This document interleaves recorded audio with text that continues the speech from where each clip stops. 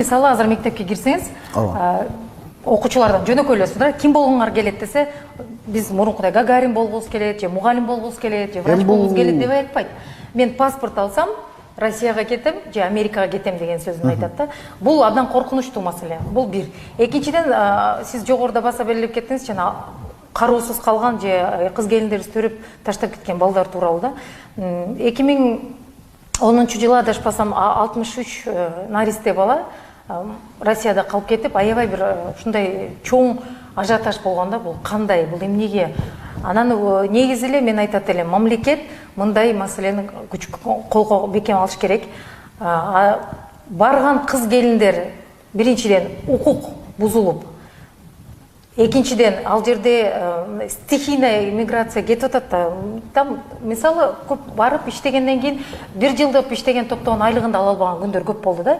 Анан ушундай улам көрүнүштөрдөн алар өздөрүнчө жамаатташып, жергиликтүү диаспораларды ачып алган. Алар албетте колдоо көрсөтүп жатат.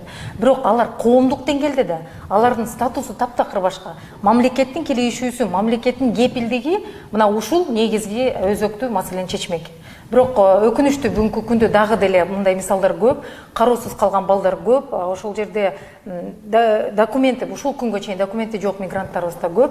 Bunun баарын биз системалаштырып, мына ушул санариптештирүү программанын алкагында анын баарын учетко коюп, мындай бир кандайдыр бир деңгээлде туура нукка түшүрүп